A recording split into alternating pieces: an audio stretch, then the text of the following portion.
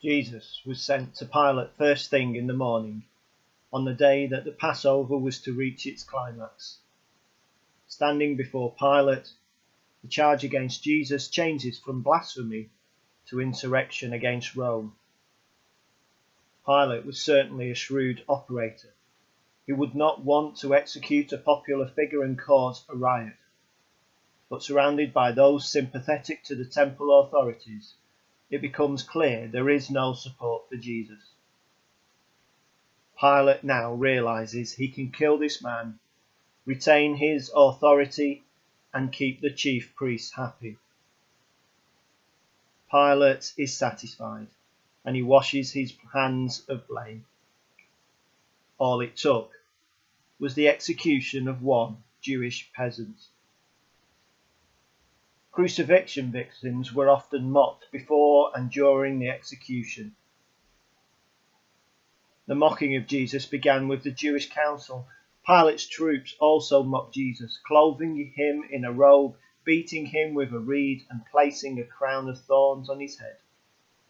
They began saluting him, "Hail, King of the Jews!" The crown of thorns would have been made from whatever thorny plants were nearby. The most common would have been the date palm, which has furiously sharp and vicious thorns that stick up.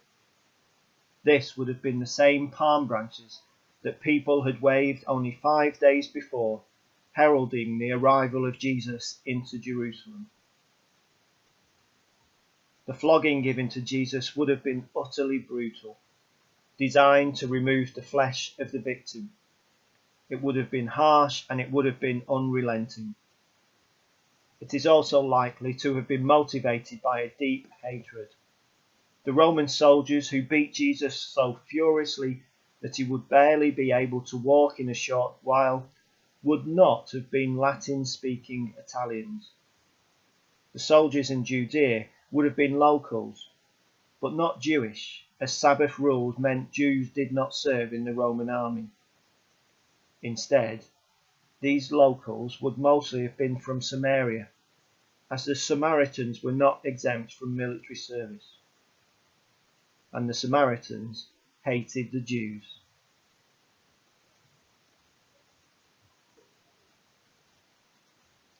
The soldiers of the governor took Jesus into the governor's headquarters, and they gathered the whole cohort around him.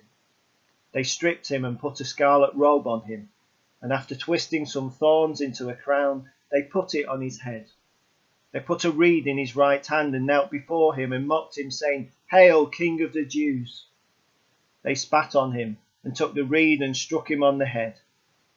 After mocking him, they stripped him of the robe and put his own clothes on him. Then they led him away to crucify him.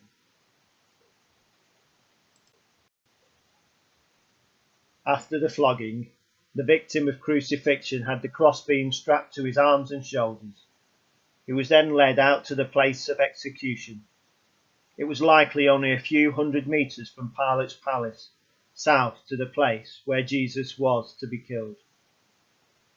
So this journey should not have taken long, yet even those few hundred meters were too much for Jesus. He was so battered by the soldiers and so weakened by everything that had been done to him that he could not carry his own cross. The Romans forced Simon of Cyrene to carry it for him. The end of this journey was the place of execution, known as Golgotha, the place of the skull. It was just outside the city, as all such sites were. As Jesus was crucified, they placed a titulus, a sign over his head. This was the charge against him. It read, "This is Jesus, the King of the Jews."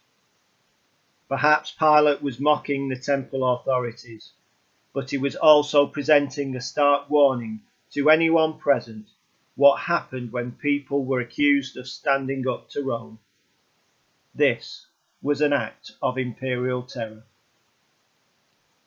At 9 o'clock in the morning, they executed him.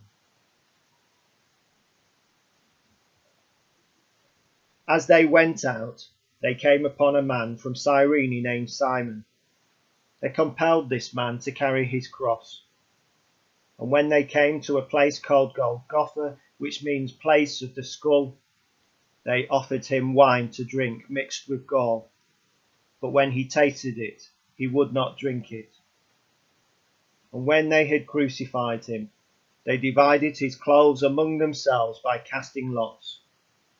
Then they sat down there and kept watch over him.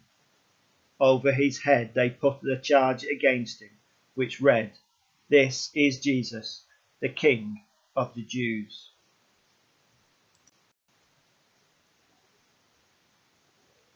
Crucifixion was a shameful death. That, indeed, was the point. It was a death designed to shame, humiliate, and terrify. It was designed to frighten others into obedience. And if that was not enough, Jesus was taunted by those present. The bandits crucified with him, either side of him, taunted him. Those just passing by derided him, shaking their heads and mocking him because his supposed power and authority had come to naught. The chief priests and scribes mocked him, saying, "He saved others, he cannot save himself." And the Roman soldiers mocked him, offering him soured wine, humiliating any royal pretensions that they thought Jesus may have had. With nails hammered through his hands and feet, hanging from the cross, already fatally weakened by the battering inflicted on him, Jesus now absorbs further humiliation and abuse. It was now only a matter of time.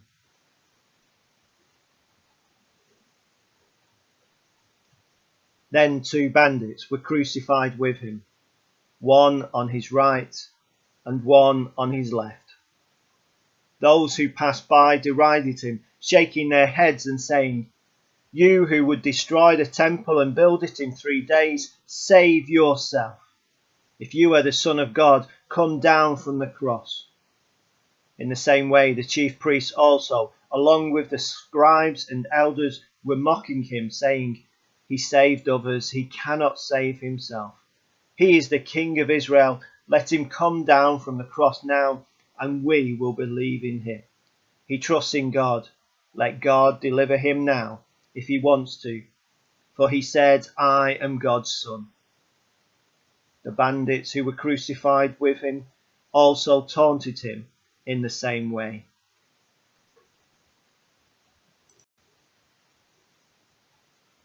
At noon, darkness fell over the land. The shadowy world of Judean politics had led to this. The darkness had been gathering all week. Now it engulfs the land until all light is extinguished. During the afternoon, on the day of preparation, the screaming must have started. This was the day hundreds, possibly thousands of terrified animals were crammed into the temple to be sacrificed. It was 3 p.m. when the slaughter started. The stench of blood and the plaintive screams of distress from the animals must have rung out across the city and beyond.